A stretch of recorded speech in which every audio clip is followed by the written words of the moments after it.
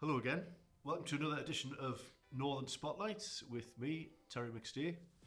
And today I'm delighted to be shining a spotlight on Andy Haddon from Big River Bakery. Good to see you, Andy. Thank you, Terry. Thanks for asking me. So I'm Andy Haddon, the founder of Big River Bakery. Now, I was at the Big River Bakery a couple of weeks ago, as you know, because you were there, and I had one of your kind of mini Stottie sandwiches. Yes. It was one of the best sandwiches I've ever had, and I'm not just saying that because it was. And it wasn't so much because of the filling, because I think it was ham and peas pudding, but the bread. It was like tasting bread for the first time. Yes. It was just everything about it. So come on, what's the secret? Well, I think we've gone back to the old ways of making breads. So it's not lots of weird ingredients in there. Often some of the more larger manufacturers may bring all sorts to play in the breads. So old style process, handmade. And yeah, you're right. It's the bread makes it rather than the filling. You can fill it with anything, and certainly the ham and peas pudding one. So yeah, it's a bread. We showed the hairy bikers how to make ham and peas pudding, Stottie sarnies, which was a wonderful thing for us. It was actually in a window in COVID when they came, and then the BBC kept moving it back in the schedules because of COVID, and we had it basically a year from filming to actually airing, which was an absolute godsend because we weren't ready for the demand. We didn't have the crowds that would then the queues down the street. We didn't have the equipment. We didn't have the baking team, so we got time to get our act together at a different scale to what we'd been operating at, and it stayed that way. That was a couple of years ago, and you're still getting people coming in knowing you because of that. Yeah, well, it goes out on iPlayer Catch-Up, you see, so it has a ripple effect globally. We've had visitors to the bakery from Australia, from USA. The other week, there was a gang of motorbikers got off the ferry from Europe. I think there was Switzerland they'd come from. And where did they go for lunch? They found us. Right, we're going there. So I had all these Harleys in Shieldfield in Newcastle. And that caused quite a stir for the locals. So I don't know what's happening there. There's lots of good loaves of bread in the world. And our Stotties are like they used to be. That's what everyone says. They're like my granny used to make. And we get all those comments. But it's not just the product, it's the values, I think, and the different way, the ethos behind the business, that's really resonated with a lot of people. Because is it changing the world one loaf at a time? That's one of the strap lines, that's it. The bakery has been trading now, initially as a volunteer-run operation, and now employing 17 people and volunteers. For 10 years now, we've been trading, and the vision was that the northeast of England becomes globally recognized as a place or a kind of food system, or one where sustainably made, healthy food is affordable to everyone, not just for the affluent, which is the tendency with artisan bakeries. Yeah. So we wanted to demonstrate, create a business model that shows that's possible. And that's been the 10-year journey, though I think I've mentioned to you that it's a longer journey than that. Well, we're going to, that's kind of now, but we'll go back to the beginning, if that's all right with you. Yeah. So like all of our guests ask them to, send me a couple of photos just so we can see the roots. So here we've got you how old would you have been on that one? Gosh, maybe that something cherubic face with the golden spiky hair. I think I've still got the same hairstyle. It looks, well, maybe a little less, but it looks quite similar. So, maybe between 1 and 2 on there. Right. And you were saying earlier that you've got the kind of look in your eyes that you still sometimes have when you're really enthusiastic. Yeah, and focused on then my sister found that photo and sent it to me and said, Andy, you're still the same bloke you were then. And everyone, like your siblings and your close friends too, when you get that look in your eye, they're all going, oh God, what's coming up now? So, but usually those enthusiastic things have turned into a positive. Occasionally a few hiccups along the way, but and they've gone with me when I come up with some crazy idea. So yeah. So it was there even then, that enthusiasm and that kind of, right, what can I do now? What am I interested in? Yeah, and finding, what did my mother used to say? She used to say, Andy, you're priceless. And that's what she used to say, but she meant it because of the alternative way I looked at the world, and the things that used to come out my mouth they were funny, unusual, and quite innovative from very small, a bit different, mind working a bit different. And so... and that's carried you through to now, it's looking differently at... Yeah. I mean, it's not been a smooth journey. There's been a lot of hiccups along the way. But like I've said to you, I think before, Terry, an entrepreneur, the journey of an entrepreneur is that. And I call it, they're all just rehearsals. Some of them are successes, some of them are failures. Don't look at either of them any different. Don't get carried away, ego with the successes over the failures, and just treat them all the same. And it's just rehearsals. All been well, you'll find, you get on the stage with your project or whatever properly along the way sometime. Maybe, yeah. So where would that have been taken? Where did you grow up? Oh, I was born in Newcastle. My parents, both of them were from Birtley. And I think the first family home was in Birtley. My dad started a dental practice in Birtley. Was the dentist for Birtley. That's where he was brought up. That era after the war, there was quite a lot of opportunity for people to go into the NHS and get professional careers that maybe didn't have that background. Right. One grandfather of mine played football for Newcastle United. The other one worked for the Co-op. And I think both those things, I get a bit emotional about it. Both those things are about values, passion, skill, and I think as well, I suppose. Community, totally. Yeah. The cooperative movement was fantastic, and I think we need it again. But so there's strong northeastern roots, and County Durham, really, as it used to be. Yeah. And then we moved into Gateshead as a family home, and I was brought up in Low Fell. Went to Kells Lane Primary School, and one of the ones where the eyes maybe weren't quite right. I was about 4 at the primary school, around the corner, and I used to walk home because we wouldn't live far from the school. And so from a very young age, you did then. And there was a little corner shop, and they used to sell these matches called London Lights. Oh, yeah. And they're like a flare.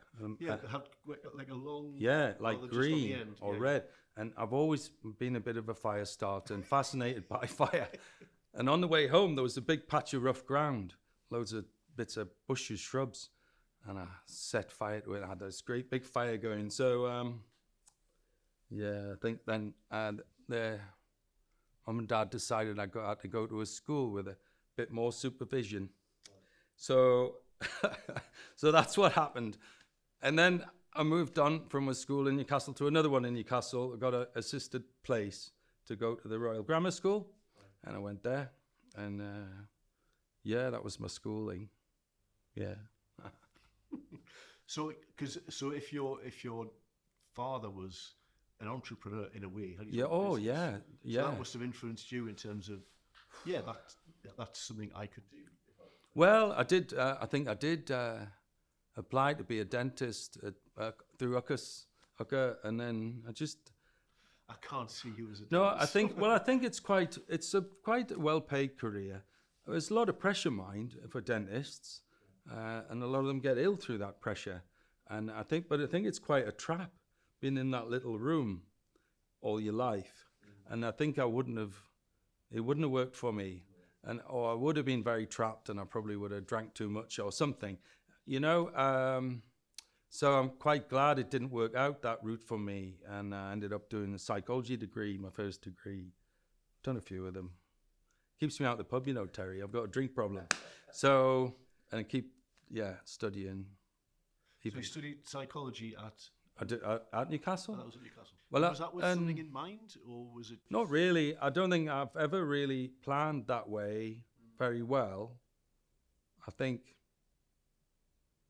I did think I enjoy psychology and understanding people and myself a bit more. So I did really enjoy the degree, and when I came out of that, I think there was those mid-80s, Mrs. Thatcher and no jobs and get on your bike and all that. So there was not many opportunities really, and quite limited. I think most of my friends ended up on like YTS, YOP schemes, whatever. I think I did a stint pulling ragwort out fields. That was the work they gave with you. your psychology degree. Yeah, and couldn't get work, and ended up eventually. I had a year raising funds to go on expedition, so I went to South America, up the Andes in Chile, just after the Falklands War actually, and we were doing community projects in Chile and environmental projects and a bit of adventure up the Andes. And that had predated, I should say, I think, when I was still at school in late teens, one of my brothers created a charity, because you could then relatively easily, called the Robin Hood Gang. And we used to raise funds through running discos and lots of different sorts of events, really quite innovative and entrepreneurial, creative, and get the youth of Gateshead involved and raise money for Project Maharashtra province in India, raise funds for them. And that was my eldest brother, the one who died recently. And we followed that, kept it going. When he went off to Cambridge, David. So when he went, we kept that going. So that ethos of, we need more fairness, and my parents were massive supporters of the Robin Hood Gang. We used to run a lot of discos, getting the kids off the street and getting them in. Actually caused a lot of waves at the local church, because the elders, how they want to protect the building rather than think about the people sometimes. Yeah. And that was something, there was an issue, like, I think I can say that now. I think they would agree, they've all passed now. But so my parents were the bouncers at those discos. And so they did a lot to encourage us to do things around fairness and equality. That comes from my grandparents and before, I think, through my parents. So that's been a thing that's stayed with me ever since. So led to me getting a place on this expedition to do some work in South America, similar sort of stuff. So went there, and then not many jobs coming back, and I got a graduate trainee position. There weren't many. There weren't like fancy Dan top 5 accountant firm positions, because I wasn't the greatest academic at that point. I was doing all these other things, discovering the other sex and drink and all these things. So I was having a lot of fun, and driving, crashed cars so much. So up on the roads around Northumberland, flew through a hedge once. Oh dear. So I think I was quite, sometimes think I gave my parents quite a hard time, because I was quite free-spirited. So threw yourself wholeheartedly into everything that was on offer. Yes, that's it. And I got a graduate trainee position with a company called Christian Salverson. Oh yeah. So they used to be have a whaling fleet. Well, it's a Norwegian company, wasn't it?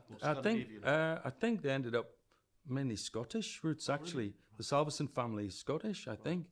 But the whaling fleet had gone, but they had a lot of coal stores around Britain, and they then diversified into third-party logistics, so running the coal stores for Marks and Spencer's. So they had one in Bury and one in Bracknell, feeding all the frozen food to the Marks and Spencer stores.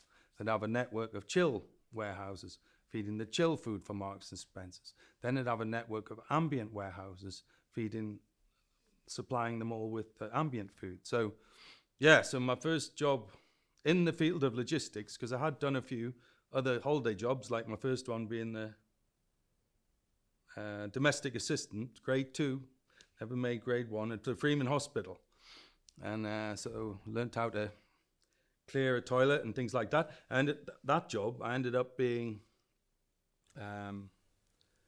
working in the intensive care in the heart unit. All right. Yeah. So everyone's wrapped in silver foil and all that. So you had to be careful with your hygiene, and it gave me a lifelong hate of vacuum cleaners, because when you'd be in, someone's there with all the gauges and everything beeping, and you'd have to go in and plug your vacuum cleaner on, and I just used to hate switching it off in case I got the wrong flip and switch. So yeah, I think I just don't like that noise of vacuum cleaners. I've never been a good one for that. So that's my excuse anyway. So Gail, my wife, I don't know what she thinks about that. So yeah, so anyway, I'm jumping around a little bit. So yeah, graduate trainee, first job, proper job, in a cold store, minus 25 degrees in Bracknell. And so, and my career progression has been basically an increase in temperature. That's all it's been. It's been since the 80s. All it's done is gone up. Because Slightly warmer each time. Aye. A few years. Dedicated warehouse for Marks and Spencer's distribution in Bracknell, and a chill store in Bury, and ambient store. No, chill store in Rugby, then an ambient store in Warrington. So just moving around Britain. Getting slightly warmer each time. Yeah. So you're managing those facilities and making sure that. Not initially. Right. You was just one of the lads picking the orders. Right. In the as a graduate though, but basically the graduate traineeship for Christian Salveson, they don't exist now as a company, but just dump you in the cold store and see if you freeze to death. And if the crazy guys who work in there at minus 25 every day of the week and all night, if you can survive with them and then get to the point of managing them. Right. So I think I was the only graduate who stayed. Right. And lasted the course. Right. And then become the manager, supervisor, and so it was which people makes management. Sense, doesn't it? Rather than sticking you in at a position above people who you've never worked with, it's you're one of the guys. Yeah. You've got 1,400 boxes to pick around in this cold store tonight. You start at 10, and you've got to get 1,400 picked and loaded and into the vehicles to go off all over Britain by 6 in the morning or before. So, and you sweat a lot in a cold store, minus 25, because if you're running, and if you didn't, you would freeze to death. So, it's good environment actually. It's very healthy. You never get a cold. It kills the bugs up your nose, right. So you never get a cold if you're in minus 25. So, yeah, and then I moved over to TNT, the head office of TNT, who do similar sort of work, based out of Atherstone in Warwickshire. So there, it was a proper office, and you're actually designing logistics solutions for people like Marks and Spencer's or Pirelli or whoever. You're designing how you could arrange a nationwide distribution operation. Right. So using software to help you design that, and then you're costing it, and then you're implementing it. Because that's a really difficult problem to solve, isn't it? How you get how many what's depots? The most efficient way to Yeah. How many depots do you need? How many staff do you need? The resource requirement. So it's and this is when I did that. Gosh, that is in the 80s, but it was software. And you could put in the base load of orders and volumes and everything, and takes a bit of time to set that up. Spreadsheets, converting them into the software, and then it would give you an optimal solution in terms of number of warehouses, number of vehicles, staff shifts, costing. Then you put a proposal to whoever, M&S, whoever, and see if you win the work. If you win the work, you got to do it. So it was not just the system design, but implementing the solution. Right. So, and that sometimes very time critical. So I got the role of being that intermediary between the warehouse and transport operation, those crazy gangs, some of them, quite tough environment. Got to speak their language. Then you got to translate that back into a systems requirement to the guys who actually design the operational system. Right. So a key example for me, which nearly drove me crazy, it really did. I was very near to it. Was right. So Marks and Spencer's had a Christmas hamper deliveries operation. So it starts from nothing, then ramps up to hundreds of thousands of hampers. And so T&T used to do that by just getting watches of delivery notes from M&S each night, and then the papers watches would be distributed around the 12 depots that the operation that I was part of had across Britain, and then the hampers would get there and they'd use it paper-based. But it grew so much, it had to be a system. And so we used to get big tape reels off them, with the orders on. Yeah. So they moved from paper to tape, but what we had to do was design the paperwork and its operational system to replace the paper and the proof of delivery notes and how the depots would manage the delivery routes efficiently. And if you got one customer didn't get the hamper, they would be quite upset, Marks and Spencer. So there's no slippage allowed on the implementation of such a software system. So designing and implementing that sort of system was the time critical work I used to do. So quite demanding and 24/7 work. So that went well, the M&S one. And then... Was that really you though? Was that... No, I don't think it was. That's it. But I just carried on. I had brought up... my parents didn't pressure me, but I think the schooling about what is success and is it just getting a corporate job? Yeah. And I think it gradually gnawed away at me that it didn't feel right. But I didn't do anything about it. Maybe that's a confidence thing in my younger professional career. Just kept on doing it, Because as you say, that's what you're taught, that is the thing, the good, steady job doing something that's important. And that's it. So I didn't really question it. And I think I became a little less comfortable with myself.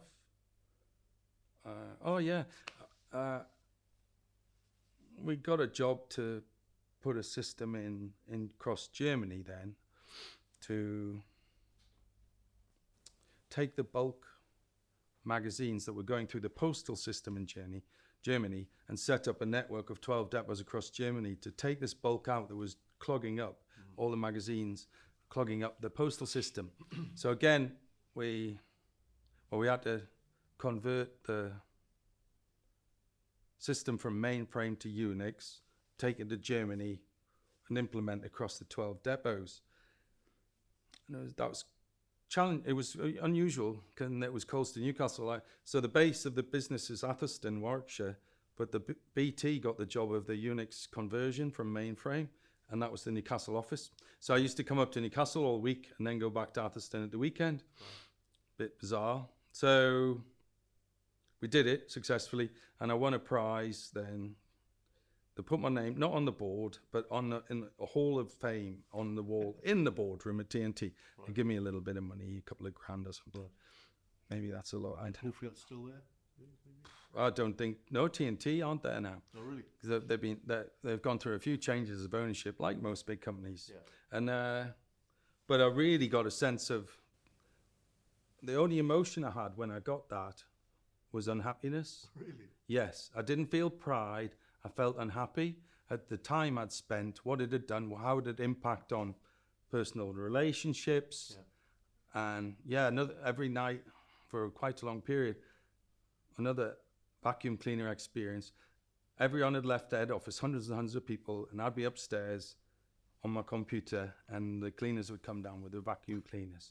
When I heard that, I knew it was not right again. You've been there too long. Yeah, 2 vacuum cleaner experiences. I think that's my limit on vacuum cleaners, but that I'll admit to. So, so I definitely felt this doesn't feel right then. And I was a bit bored, actually, when I came back from Germany. But I didn't act on it then. I did just try one more shot. Right. And I knew TNT were doing a market entry thing in Asia. Right. I had this video conference with a boss of Asia over satellite link from Atherstone, and it was all quite new at the time. And said, yeah, well, why don't you try Asia?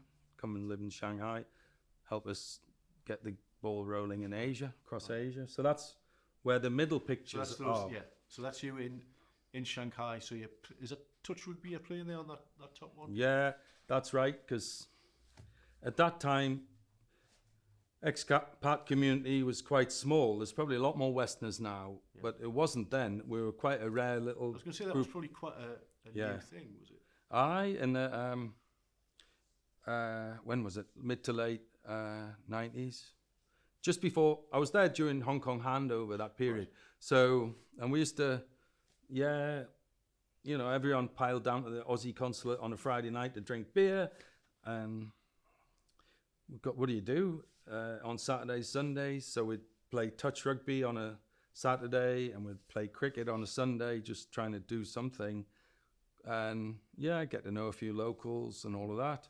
So it was very stretching experience, questioning who you are, so many ways, morally, is that because you're kind of taken out of somewhere that you're familiar with and put somewhere unfamiliar? Well, you're treated almost like, at that point, you were treated almost like a rock star. Right. The salary you've got and all the trappings that come with that. And it's the nearest to me you can go mainland China at the time as to going to Mars. I think you could go nowhere else on the planet and feel less familiar with everything around you. Right. So that second photo. So what? That's someone he's about to go down the sewers or the drains or something. Every day you'd see something. You'd walk out your front door, because I lived in a French concession area of Shanghai, which is beautiful. It was the Paris of the East, so there was quite nice flats from that era, quite a while ago, but very unsafe actually. They were very easy to break into, which is another story.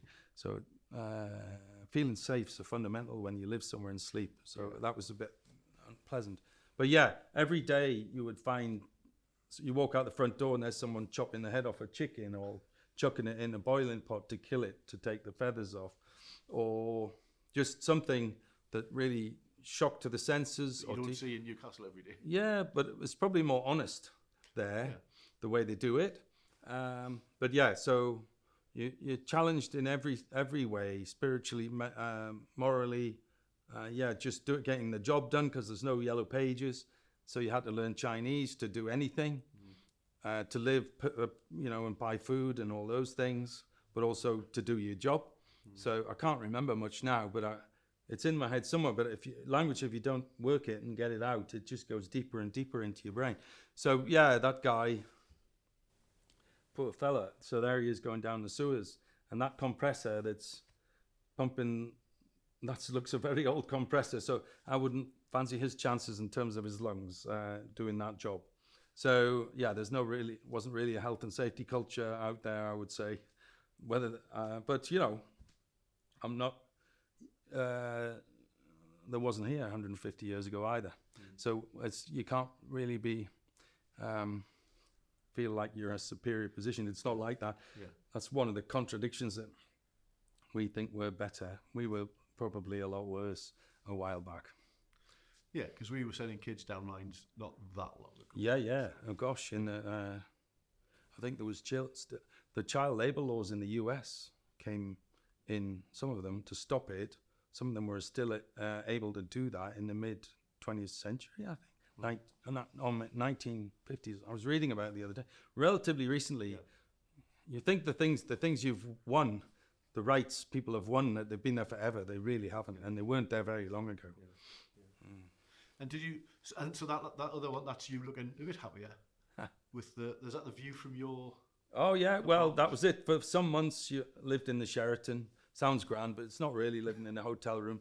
It's sort of the old Sheraton's a bit old-fashioned, and that's where we all were had a room at the Sheraton. So that view changed in terms of huge cranes, huge. The number of cranes in Shanghai, they had more cranes in Shanghai than in the rest of the world or something crazy for one period in that development phase. Because since I was there's a whole new city appeared on the south side of the Wangpu River, and the airport's there now. It was a much smaller airport when I went.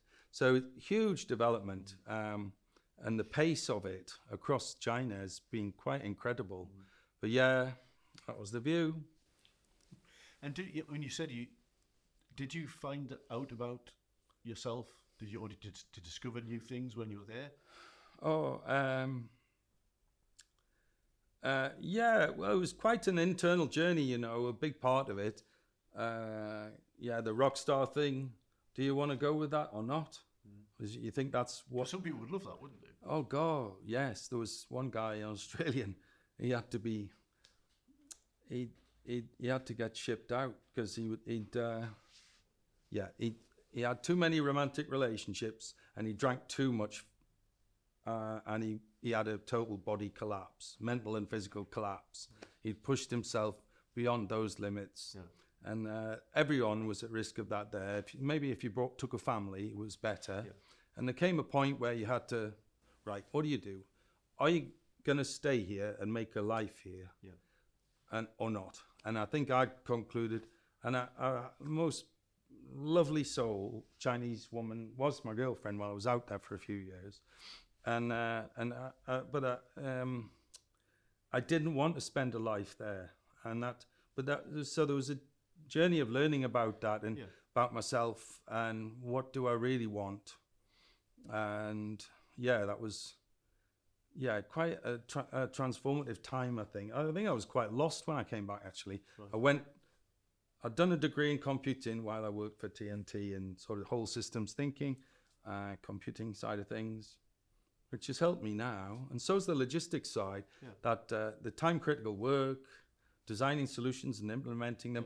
All these things have built up on the experience side for work, but there's been a soulful journey and whatever life experiences I've had as well. But then I just decided, no, I don't want to stay here forever, because that was the decision point, really. Right. I didn't feel like I wanted it. Go back. What you've learned, how can you use that? Go back. And as a transition, I got a place on the MBA at Durham. Right. So you're in Shanghai for a couple of years? Yeah. Right. I think I took it as far as I could in every way, really. I thought, not just a touch rugby. We had an international tournament in Beijing. So I've had an international rugby career. So a little one anyway. So that was good. And we did okay. We didn't get knocked out in the first round. Teams from all over Asia came to Shanghai, to Beijing for that tournament. That was fun. But yeah, came back and went to Durham. So you weren't really sure what you were going to do when you no, came back? Not at all. So yeah, it's been a lot of leaps of faith for me in my life. And some needs must, as in I've had to, say, right, that job's not there anymore, Andy. Crack on, do something else. Or there, just knew it wasn't right. So go back there. And I think Durham feels like my spiritual home somehow. And and it was a great year. And that helped me transition back into the Northeast. But that was it. But even then, you were doing the MBA, but there wasn't a particular plan, no. Goal at the end of it. No, well, the guy who headed up the MBA said, Andy, you're the strangest student we've ever had. You've done all the modules that you've selected that you have to get examined on or do assignments on, but you've done all the other modules too. You've went to every lecture. We've never known anyone do that. And I loved the learning because I've been constrained a bit. Within that corporate environment, you channel, you're within these boundaries, do that job. Yeah. And that was... and so I don't fit very well in those environments, I think. Though at TNT, I had a great boss who just let me do it. And he knew he would get solutions implemented on time. Right. Yeah, that guys we used to liaise with the IT department, myself, and the operation, and there was a card pass to get into the big computer area in the company, and I used to go in to sort things out and make things happen on time. And the computer guys, the boss there, we want to take Andy's card off him, so he can't come in. But my managing director, nah. So he wouldn't let them have my card. Yeah. And so things got done. Yeah. And sometimes it challenged people, but it got done. Yeah. So that was it. So after you did your MBA and you studied every element of the MBA, Yeah. What? Well, I think it was out of the fat and into the fire, actually, because I got a job with one of those big consultancies. Well, not one of the top, a real thought-leading consultancy, a good one, called PA Consulting. Oh, yeah. And I got a place there as a consultant. And everyone on the MBA was saying, oh, that's the best thing to get a job. Everyone wanted to get a job as a consultant from the MBA, and hardly anyone did. But I did. And so, I better do it. It sort of was the same when I went to China. I was umming and ahhing about it because I had been offered a great job in Nottingham, which was near where I lived in Ashby de la Zouch. And everyone was saying, you can't refuse going to China. But in my heart, I probably would have liked the Nottingham job. But I ended up going to China. And then after the MBA, I took the consultancy role. And that was so on a Monday morning, I'd fly or train down to London, or just ring you up on the weekend. Oh, you got to go to Hong Kong tomorrow or wherever. And you can only say no. Can't remember if it was once or twice. Right. And if you don't do it, you're out. Yeah. So it's that sort of utilization, you've got to have a utilization level number of 80-90% of your time's got to be chargeable. Yeah. It's quite brutal because you get involved in jobs that you don't really know too much about, but you have to be the consultant. So I don't really like that, where I'm not really talking from an angle of experience. So that I had a challenging couple of years with them. It helped me get my little home in Wylam. And then I really wanted to change.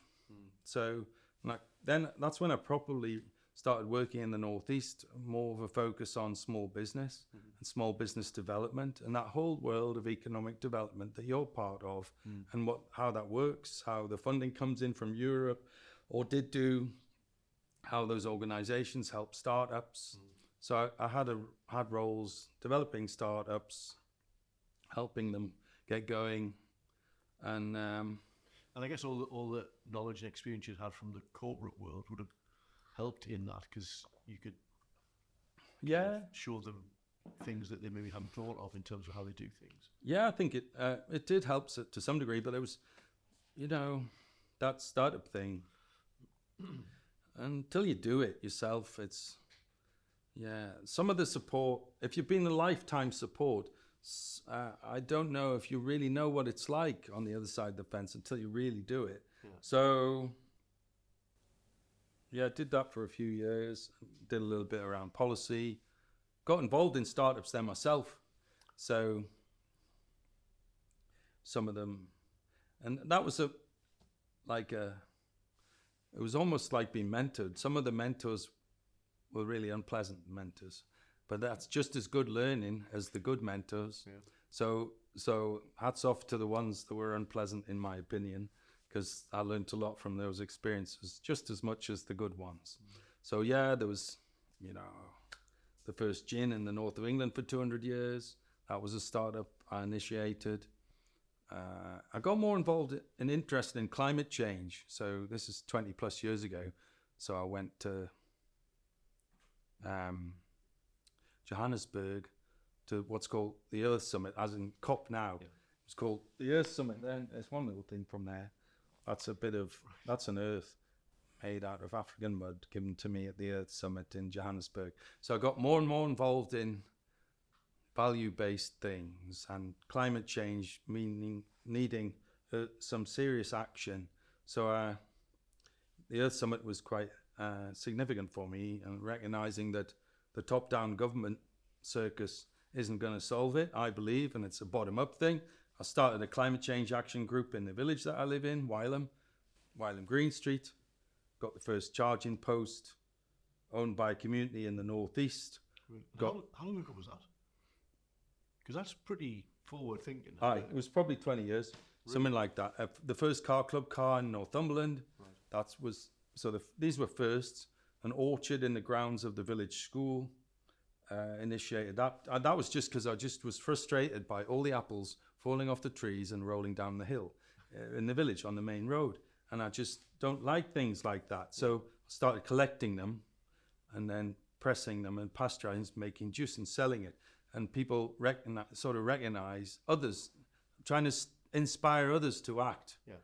And that did work, actually. It then, after some few years, crazy Andy picking up his apples, a constituted local group formed. And now there's a national award-winning orchard and wildflower meadow in the grounds of the village school in Wylam.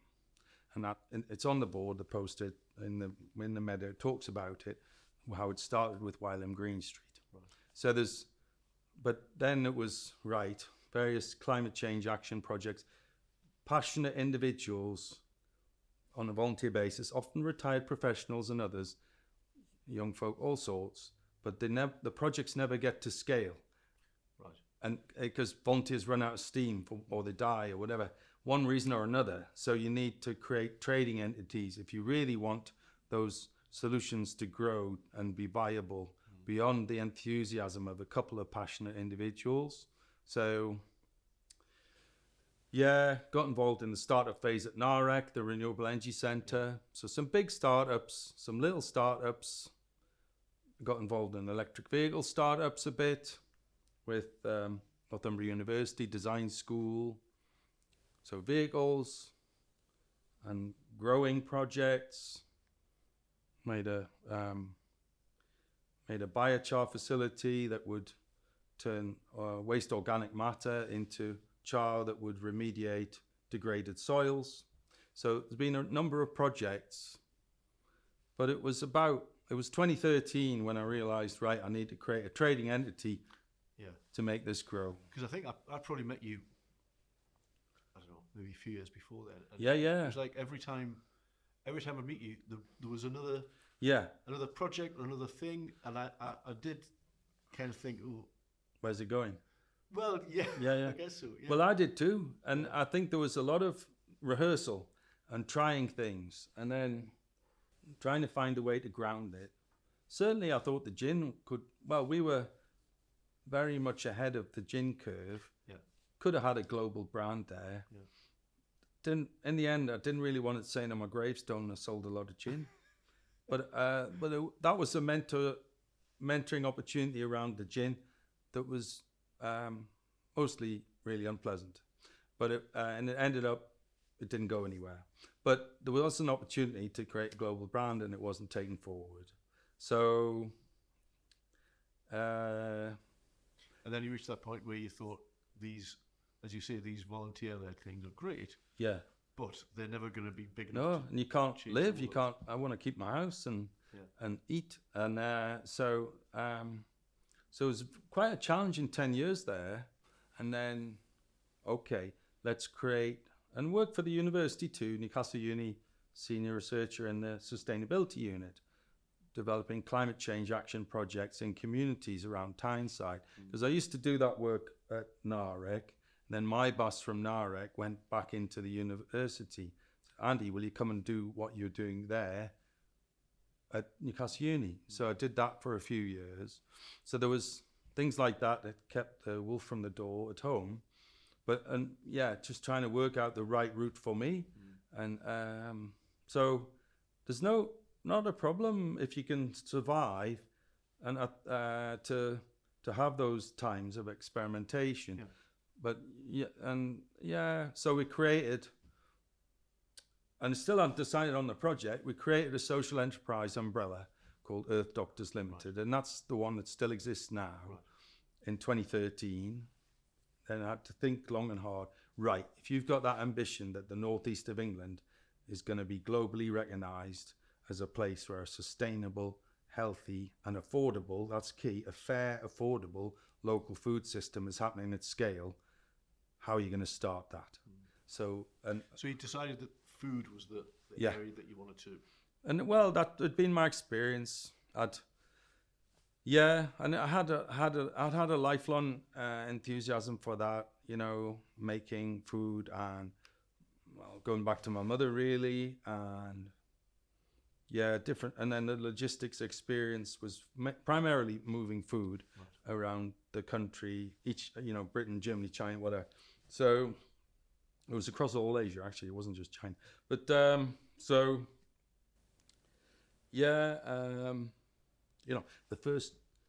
first thing when I first graduated, it's the only thing I'll ever thank Mrs. Thatcher for. When I first graduated, there was a scheme, small business startup scheme. Yeah. There was a grant, and you could go, a bit of money, go and explore an idea and see if you can turn it into a business. So I said I wanted to start a small brewery. And there was only one small brewer in the northeast then called Big Lamp at the top of Westgate Road. Yeah. And I used to go there. I had a lot of friends at this time because I'd go there and get my malt, and I'd go to S&N's brewery and get a big frothing jug of yeast straight out the brown ale tanks. And then they would give me recipes, the head brewer, for small scale, and I'd make it, and I'd take bottles back to the brewery, and then they'd give me what they thought of it. Right. But I had a lot of mates because I was knocking out 5 gallons of beer every week. That's one way to be and so I was been making lager and beer for a long time, and I had one very memorable afternoon in the cellar of Timothy Taylor's brewery with a head brewer, with the beer flies, the head brewer, and me drinking Landlord all afternoon. It was great fun. So Mrs. Thatcher funded the little car I hired to go around Britain and have a right good research opportunity. That's one way of describing it. But the thing that would have happened if I'd started that brewery, I'd be dead now, I think. Right. I think I could manage to run a brewery now without drinking too much Taking myself. The proceeds, yeah. Yes. So I was, so it's shifted into bread now. But there's been like making food like that. It's been a lifelong thing, and then moving it around. So it's been kicking about for a long time, and a bit of growing. You know, I've kept bees for over 20 years, stuff like that. So it's quite a lot of interest in the natural world and the degrading of it. It's been a lifelong journey. A lot of, I go like walking and sea kayaking. So these have been my hobbies. So all of that makes you a bit more sensitive to the natural world and the impact humans are having. And food's a massively impactful thing on sustainability and the world being viable for humans and everything else that lives on it. So I decided food was the thing to focus on, but that is everything from soil to table. Yeah. And we've got different projects there, like that biochar, that soil remediation project, that's still bubbling along. But yeah, in the end, it was what should you start with that simplifies. There's a massive vision and thing you're aiming for. How can you start? Grounded. Where could it be grounded? So I decided a bakery was the best way to ground it and start. So I volunteered with another bakery, which was run by retired professionals, not bakers. Some of them had done a master baking course in their retirement, but they weren't bakers, as in a lifetime of baking. Used to bake with them on a Friday, learning enough over a period to then me start baking on a Friday and sell the bread on a Saturday morning in the library in Wylam. Right. We did. And that was just at home, was it? Or did you have Well, we used to mix some of the doughs at home, but then we found bakeries that weren't being used to bake on a Friday, so we'd do some dough prep maybe at home. So the living room, the sitting room at home, living room was just full of dough and bags of flour. So Gail, my wife's been very tolerant, so it was just flour everywhere, and so for years. But then first off, Dilston College had a bakery that wasn't being used, which was near Stocksfield. We used that place. Then that college changed hands. We lost access. We went up to Seaton Delaval, little backstreet bakery, organic bakery there, and we used to use that. And then we got too much for that place, and so we moved to Earth Balance, and near Bedlington, and we were there for a bit, and then so moved around Northumberland, and we still got our office base is still in Northumberland at home, and then we moved into town. There was a disused kitchen in the cellar in the sort of dungeon of the biscuit factory in Shieldfield. We moved in there for a couple of years. That got us into town, which is really where the market is for the product. Both the people who are a bit more financially challenged locally, but also the more affluent too, because we serve them all. So then, after a couple of years, found a derelict building full of rats, and did it up, and turned it into what it is now. Oh, it became the Big River Bakery. Yeah, because we changed the name actually to Big River. That came in a dream. Really? Quite a lot of my best ideas come in sleep. I've written speeches, woken up with them in my head. Oh, what a gift. Where's that come from? It does happen. So yeah, the name came then. The logo came then. It was a funny story. Right, got the idea for the logo because one of the directors works with Willow, like Willow wands. Yeah. So, and when children would come to the stall, because we used to do markets too at the quayside and whatever, they'd come to the stall and I'd just give them a wand, say, as long as you promise you're only going to make good wishes, we can have a wand. So you gave out hundreds and hundreds of wands over the years. So the logo is like that wand. It's pointing to the northeast, and it's the 5 points of a pentagraph, which is earth, water, fire, air. But the main one pointing northeast is spirit or values. So that's what it represents. And I think the northeast does have something different in its value base and its collective consciousness. And I think we need to draw it out more because we've forgotten about how great we have been, how we've changed the world, and we need to do it again. So that's where that's come from. So and the brand's built quite well lately. Yeah. So you brought us up to date. So I think should we stop for a cup of tea, and then we're going to hear all about your adventures in baking Stotties. Yeah, that'd be great. Right.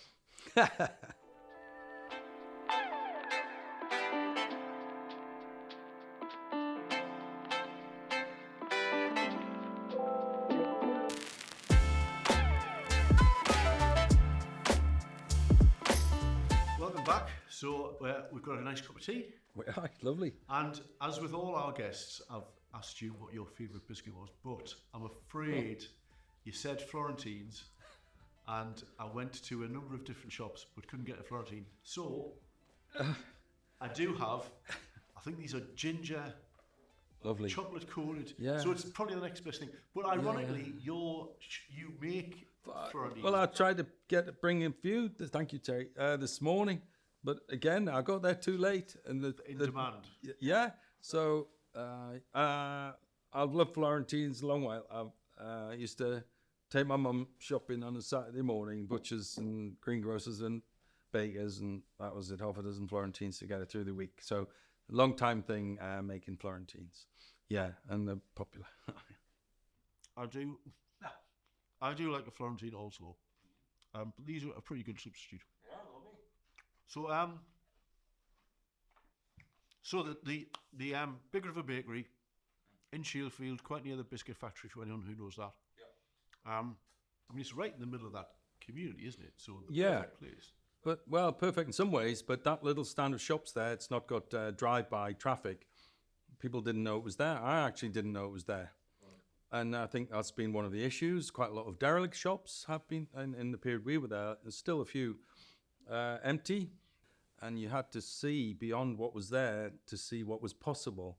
I think that's what I'm quite good at, is it can be, at times, the air's a bit thin when you're ahead of the curve. And I think we've been a bit ahead of the curve in what we've done there. And serve the affluent community, serve the housing association tenants, serve the students. It's a right mix of all the ages, all the creeds and colours and sizes. They're all there. So is good bread a kind of a leveler, do you think? Everyone appreciates it? Completely. It's a global thing. It can be quite profound. or very basic. I'm hungry. I've got no food. I've got no money. Help me. Yeah. And we serve all those people. We've got Sikhs sending us letters from Manchester and coming to visit us. Obviously, Christians have a long connection with bread. It's across all the religions and creeds, and not just religions, just everyone. So it's a great level and a way to connect with people. Sharing bread, you can't really have an argument with someone when you sit over a table and share food. So I think it's worked very well that way for us. So when you started, it was yourself and a few others, was it, to get things off the ground? Well, before Shieldfield, it was a volunteer thing, me being a volunteer and others. And this goes back over 10 years. And that was the way for 5 or 6 years. Only 3 or 4 years ago did we get the premises in Shieldfield. And so turnover was about 30k at that point, 4 or 5 years ago. So that just covered the bills. It didn't pay anyone, me included. So, and then there's been various prompts from the universe or whatever you want to think about getting on with it. And I had a near-death experience through the bakery 4.5 years ago. And that was one of the prompts, one of several, to get on with it. And it's not viable to do it with 1 or 2 volunteers and yourself trying to keep enough income to keep your house on some days of the week, and then do bakery Thursday, Fridays, market Saturday, Sunday, work 7 days a week really for several years. And I was very weary, and I had a bit of a bump in a van and nearly died. And I didn't though. So so that was good. And that was a good prompt. I don't want any more prompts. And so that was a good prompt to get on with it. And we had the place then, and it all wove together with the hairy bikers turning up. And so how did that come about? Because that was a couple of years ago, wasn't it?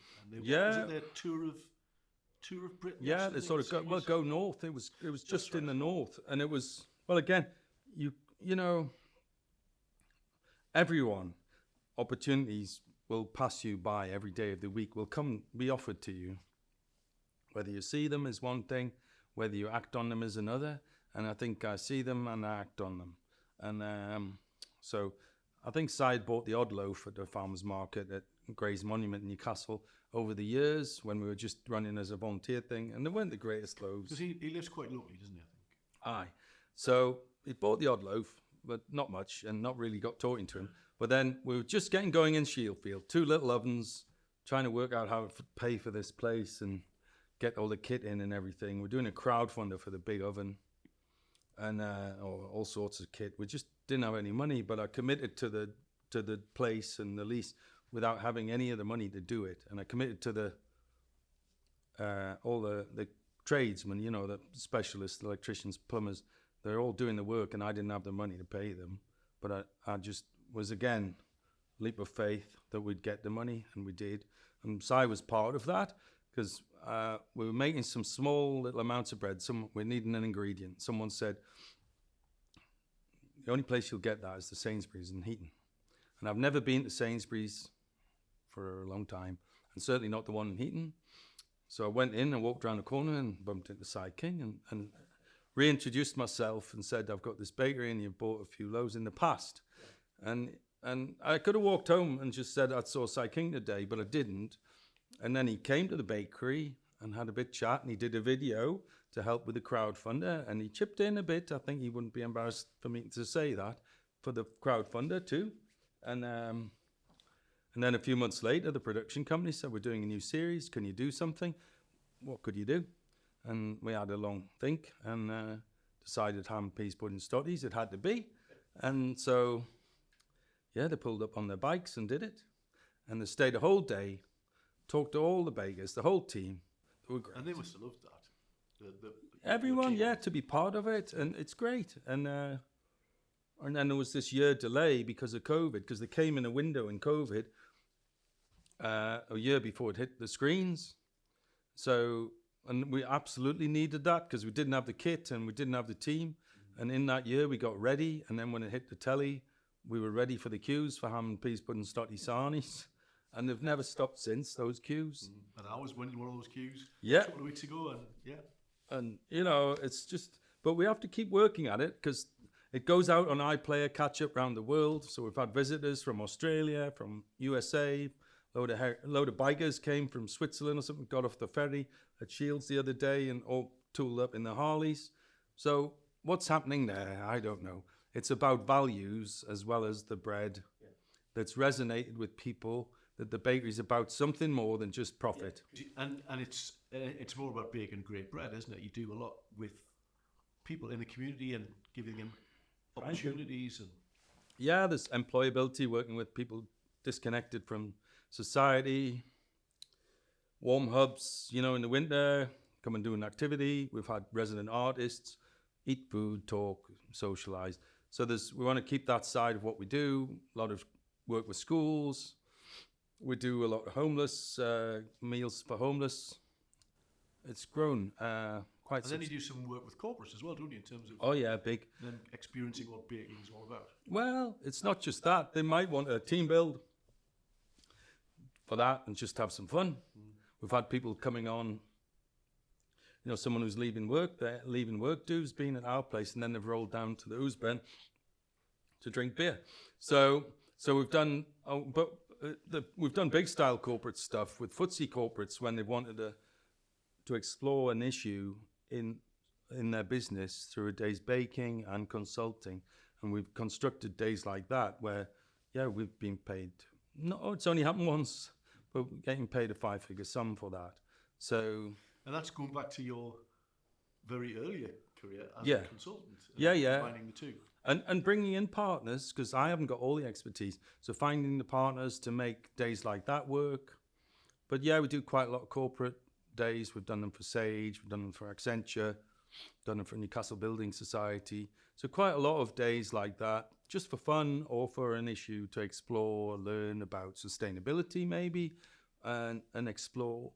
We had a load of students from Northumbria Uni the other week.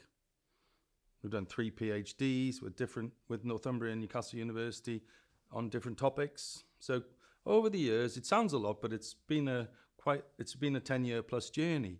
So yeah, there's a lot there, but at the heart of it is making it work for that community where we are. And if we're doing that, the rest will come.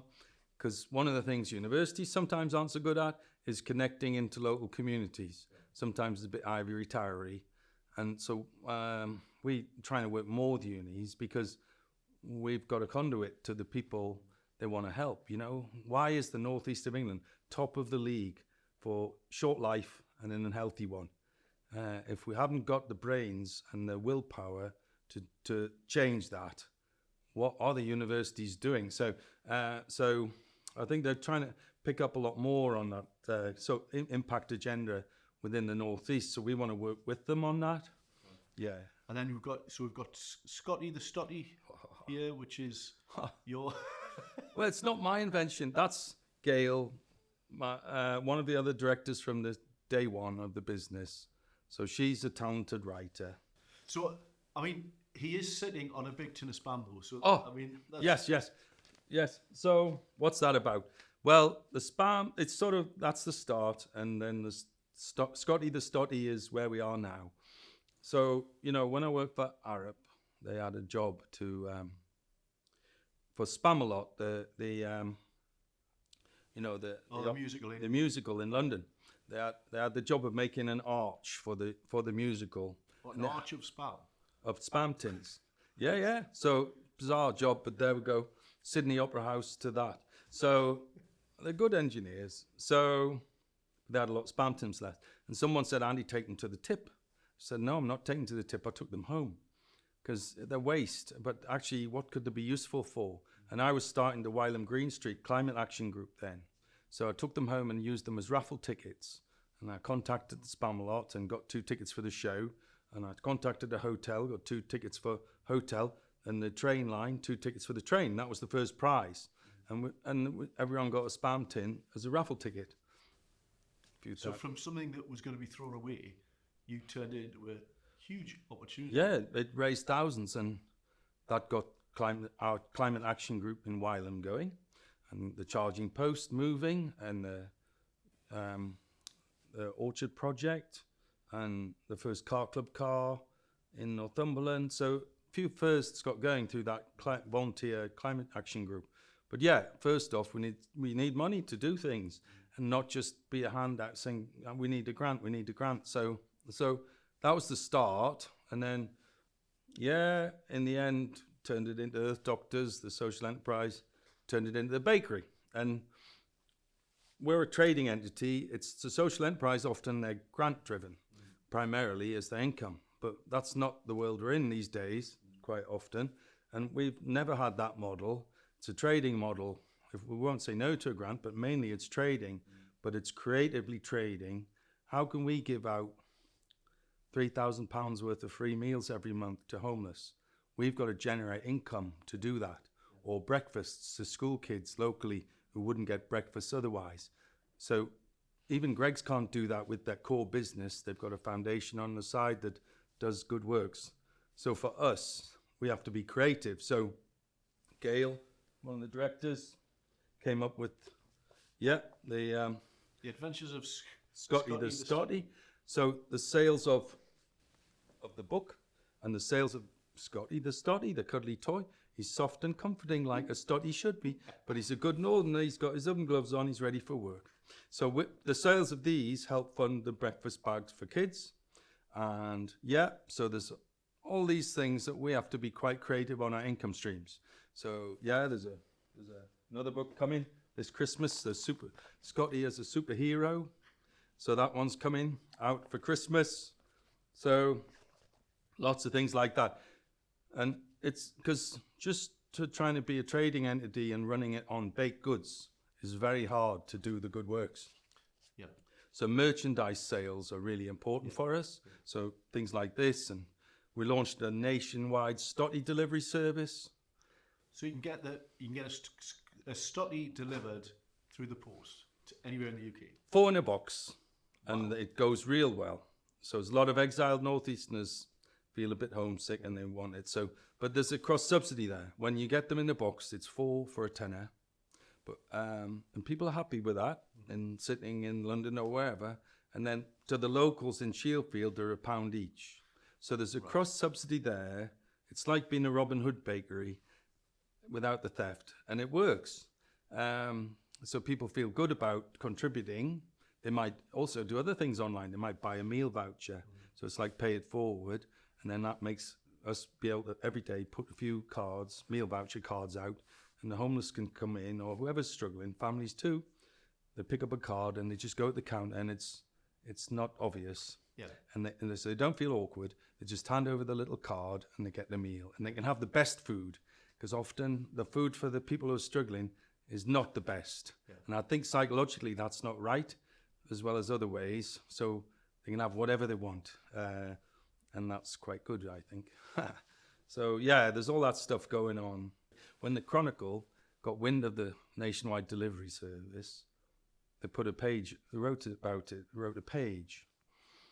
And then they rang me up the next day, said, Andy, there's something going on here. We've had 25,000 views of this page in 24 hours on the Chronicle. And I don't think that happens unless someone's won the cup or something. So that's good, isn't it?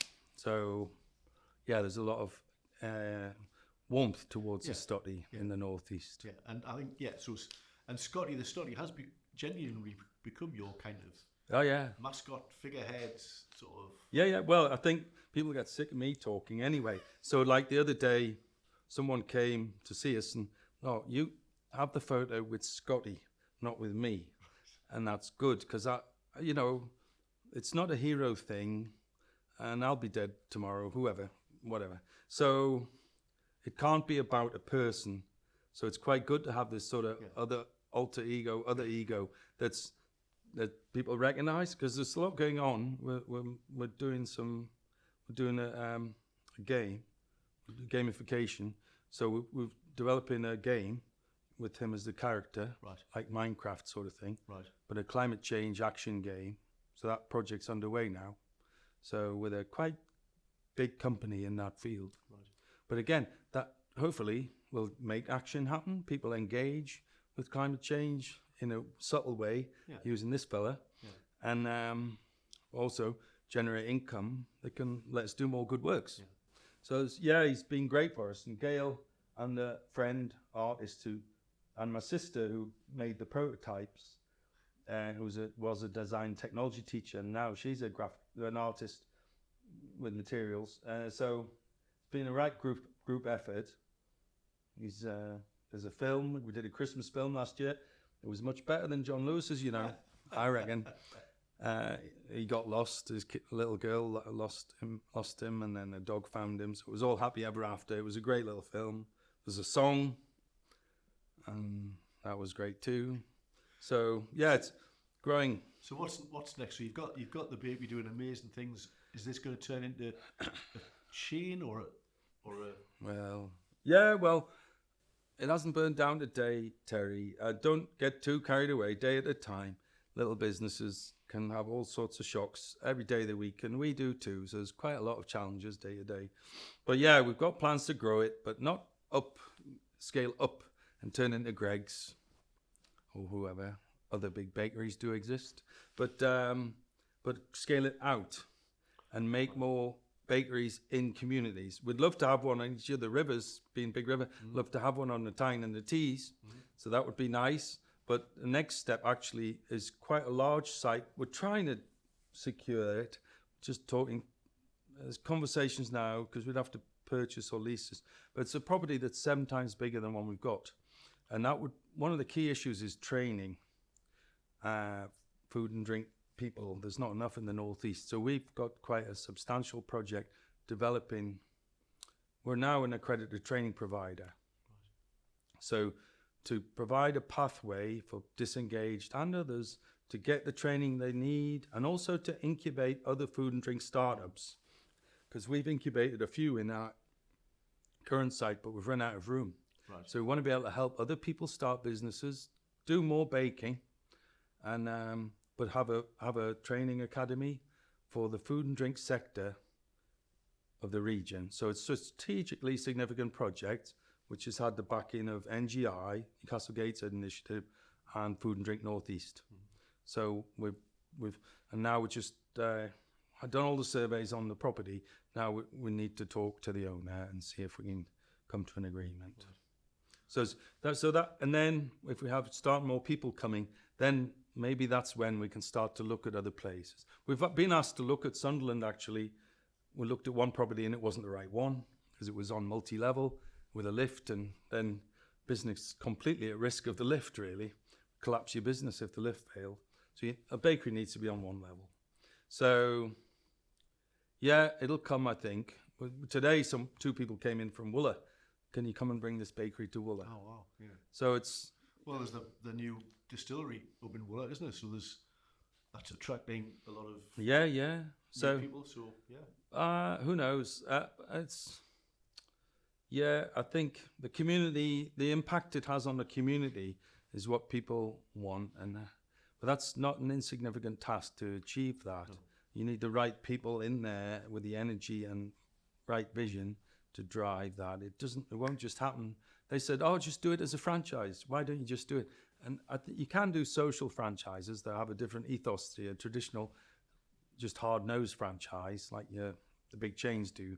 So it could be a way forward, a social franchise approach, a little further down the line. I think it will. Sounds a reasonable idea. Yeah. It's what you don't want is to lose the values and the ethos. Having the culture and keeping that as you grow, that's the sort of task I've got to think about, and how can we do that? Yeah. But I think if anyone's going to spot an opportunity and making the most of it, I think it's probably you, isn't it? Well, it can't be just me. I don't know everything at all. So when I recognise gaps, sometimes you don't recognise them in yourself. You've got to, if you do recognise them, then work out how to fill them and get the team that are like the bakers. They're better bakers than I ever was, and that's healthy and good. But some leaders or managers can't do that, and they want to always be command and control, the boss who answers the questions all the time. But then what's going to happen? The business will die with you. So it's a different sort of, type of leadership, I think, is what most businesses need that now. I think there is a bit of a shift in what is a good leader. Yeah. So just I need all the help I can get, Terry, man. Well, if anyone out there has the right sort of property, ideally by a big river, then you'd love to hear from them. And, And partners, the vision we've got, that can't be achieved alone. It's working with your organisation and others. That's how we'll do something really interesting, I think, in the Northeast, so that the world will want to come and see, how have you made a sustainable, healthy population and businesses and community and environment? How have you done that? And how are you on a journey towards it? And they'll want to come and learn how we do it and did it like they did 150 years ago. So that's, no one person can make that happen. But you're making a good start, so... Have a go. Keeps me out the pub, Terry. That's what's terrible. Exactly. So if anyone is still not convinced, get yourselves down to the Big River Bakery. And if you're not in the Newcastle area, then you can get Stotties in the post. Or in the post, but I have actually brought you one. I was really hoping you would have done. Because I remember... There you go, Terry. Thank you. I'm going to have a... You can't get arrested for sniffing Stotties, I don't believe you can. Because I remember you came and spoke at one of our events a few years ago, and you said, can I go on first, because I've got a load of Stotties in the oven. So you did your talk, and then off you went, and then came back half an hour later with a big basket. Hot. Full of warm Stotties. Yeah, the smell. We sold them all, Terry. The cheese and onion ones. And there was well, that's it. That happened one day. During the Sunday market at the quayside, this little old lady comes up. She'd start, look, you need to do more interesting things with your Stotties. I do cheese and onion Stotties at home. So you have to listen to the old folk, Yeah. So we've done a Christmas Stottie, so that will be coming out in a month or two. A lovely spicy thing, and the cheese and onion. Yeah, you can innovate. This humble little thing that everyone pretty much has forgotten about, we've brought it back. Yeah. So, and sometimes the most obvious thing, it's in front of you. The opportunity, but you don't see it. And I think the Stottie was a bit like that. And so we brought it back. We've got National Stottie Week registered with the trademark people. So that's happening in February. Right. National Stottie Week. So we want partners to help us make National Stottie Week into something good. Right. So there's just come and have a chat with us, and I'm sure there's things we can do with people. Yeah. And that's what it's all about. Yeah, collaboration is the only way to make it happen. The big idea. Yeah. So we've had a bit of a spotlight on you for the last however long it is. So is there something that you think, or someone that you think, this person should have a bit of a spotlight on them because there's something important about them? It's not just because I'm married to this person and it's just to win curry favour. But I think Gail, she's on the back there. So been married a year ago to 3 days ago. But Gail's been with me on this journey maybe 15, 17 years. And there's been a lot of low points personally, doubt and financial pressures and all sorts. But she's just allowed me to have a go, to find a partner who lets you have a go, doesn't constrain you. And do what you really want to do, Andy. That's been a wonderful thing to help me get to where we are. And Gail's, making the characters and the books and really is so fundamental to the journey and where we've got to now. So, thanks, Gail. And I mean, I guess, because you mentioned one of your earlier managers had the same idea. Just let him get on with it. And do what he needs to do. I think that was the only good manager I've ever had in the corporate world. One of them that let me just the trust to give you the freedom to do things, and you come if you want to talk to me. But just the trust to let you get on with it is quite important, isn't it? That trust thing and freedom. Yeah. If you are quite creative, I think certainly quite a lot of people on the autistic spectrum very creative. And they're not realizing the potential, as probably a lot of people, not just autistic spectrum. So, but creativity is at the heart, really, a business advantage. So you've got to find a way within your culture to enable those people to contribute, because they can contribute valuably. So that's one of the areas we want to develop the consultancy into. Because we've been on a journey there too. We employ 6 or 7 people on that spectrum. So how can they get purpose and be useful and feel useful in a workplace. So that's quite a challenging journey, whatever size business you are. So yeah, more of that, it would be great too. You know, George Armstrong, Charles Parsons, William Hedley, if they weren't autistic, who the flip was? Because the way they saw the world differently and then they made it happen, they probably would have been locked up. Oh, you can't think like that if they worked in some business environments. But they found a way to exercise their creativity and change the world. And we need more of that, don't we? Yeah, we do. Well, Andy, thank you so much for sharing your journey and the power of the Stottie to change the world. Yes. And I'm going to enjoy that with. I'm going to enjoy that tonight. Yeah. So Andy, it's been good to see you. And you. Yeah. Thanks a lot, Terry. Well, I hope you enjoyed that. I certainly did.